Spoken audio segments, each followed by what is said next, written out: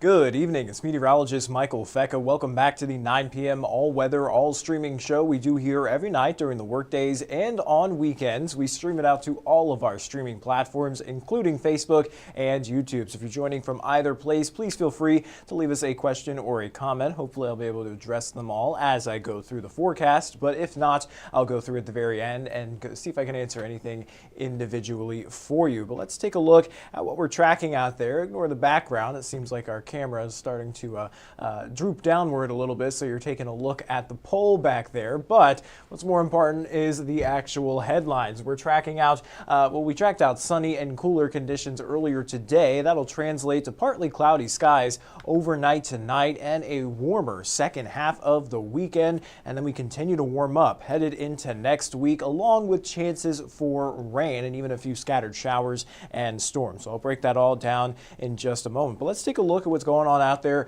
across the country. We have this nice area of high pressure that's in place, and that is what kept us so nice and sunny out there today, albeit it was a pretty cool start. But with that sunshine, we warmed up nicely, still a little bit below average, but certainly bearable, and hopefully you were able to get out and enjoy a little bit of that. Relatively quiet across the entire country. We've got a few lingering snow showers there across portions of northern New England and a couple of spotty showers there in the Mountain West, but everywhere else in between is nice and dry. Now, talking about that cold start, we dropped all the way down into the lower 30s. Some places even dropped down to around freezing or even slightly below. So definitely a huge drop in those temperatures, all thanks to that cold front that moved in Thursday night into Friday. It just took a little bit longer for all that colder air to actually move through. But as I mentioned, with that sunshine, we topped out in the mid 50s today, so still slightly below average, but very comfortable and an enjoyable day. So hopefully you were able to get out and enjoy it. It looks like Suzanne said it was a nice day as well.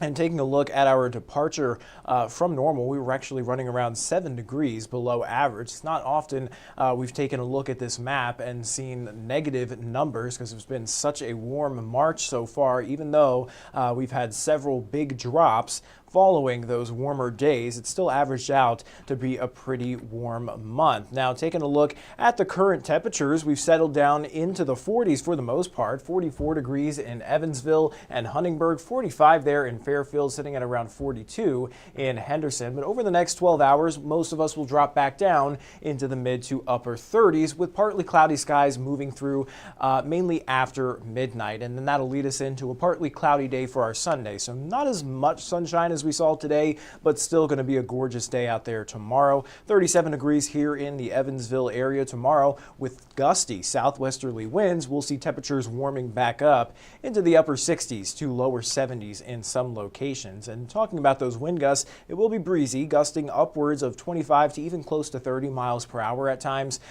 through tomorrow afternoon. So keep that in mind if you have any decorations up or even some easily or light lawn furniture. You maybe want to tie that down or bring that inside. And looking at the next 7 days in terms of our temperatures, that wind from the southwest will continue into the first half of the work week. It'll be breezy for Monday and on Tuesday, especially Tuesday. We'll be looking at a fairly windy day. Temperatures will climb all the way up through the 70s on Monday and into the lower 80s by the time we get into Tuesday. And taking a look at the temperature trend beyond Tuesday, you'll notice we start to dip back down to around average. We'll have another cold front slide in here Tuesday night into Wednesday, so we'll only top back out in the lower 60s for Wednesday and Thursday, and then we'll climb back up into the 70s to round out the work week and for the first half of next weekend. And beyond the next 7 days, it looks like we'll stay on the warmer side here, at least through the beginning of April. So expect more above average temperatures over the next week and a half. Now, in terms of our rain chances, we'll have some spotty shower chances there Monday and Tuesday, but most of us will stay dry with partly cloudy to mostly sunny skies. It's really when that cold front moves through Tuesday night into Wednesday morning that we'll see the best chance for widespread scattered showers and even a few thunderstorms. And then beyond that, it looks like several frontal boundaries will be drifting back and forth over the tri-state, so that will keep shower chances going through the end of the work week and into the first half of next next weekend. The Climate Prediction Center looking beyond the next 7 days, also highlighting that potential for above average precipitation through the beginning of April. So let's take a look at this on our longer range European model. Here we are by Monday, a few spotty showers there possible in the afternoon, but again, most of us will stay dry. And then again on Tuesday, we may see a stray shower, but most of that shower and chances will be reserved for that cold front. And you'll notice again that this cold front kind of gets out ahead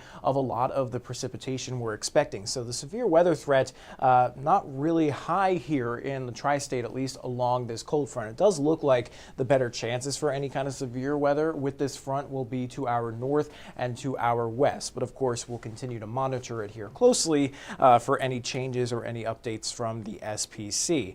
But then as that cold front moves off to our south and east, it begins to stall out over the Kentucky and Tennessee border. And then it begins to lift back northward as a warm front throughout the day on Thursday as another wave of low pressure rides in here and brings in another cold front headed into Thursday night and into Friday. And then another area of low pressure builds in and moves in from the west and continues those rain chances there through Saturday before eventually clearing out through the day on Sunday. So Sunday, Easter Sunday, doesn't necessarily look like a sunny and completely dry day, but it looks like we will be drying out throughout the day. So hopefully we can keep that trend going. Maybe the system moves in a little bit earlier and we have high pressure building back in for the second half of next weekend. So hopefully that drying trend continues through the next couple of days for Easter Sunday, so we all can get out and enjoy some of those Easter egg hunts without any wet socks or shoes. But looking at all the rainfall headed our way, we are going to develop at least an isolated flooding risk by the time we get into Wednesday, especially as that cold front lifts back northward. We'll see another round of some showers and a few storms. So we have that level 1 isolated risk for a few areas of flooding, but nothing looks to be widespread or major at this time. So that is good news. And there's a look at your 7-day forecast. Let me go ahead and take that full screen for you so that you can get a better look at it. Let me go ahead and check out some of the comments for you. Suzanne talking about it was a nice day. Laura Gray watching from Dawson Springs. Thank you for joining us. Good evening from Zach Seats. Morgan asking if it is going to rain tonight. No. She brought her TV outside for March Madness and need to know if I need to bring it in. You should be good for tonight. Most of the rain we're looking at is going to be for the middle and end of next week. Becky joining us from Mount Vernon. Thank you for joining. Cheyenne is saying good evening. William says he's looking at the AI Colorado model showing a chance Tuesday night into Wednesday. Yes, of course, there's always going to be a slight chance for maybe a severe storm, even with just ordinary thunderstorms. But remember, that AI Colorado model is not necessarily the greatest tool to be using.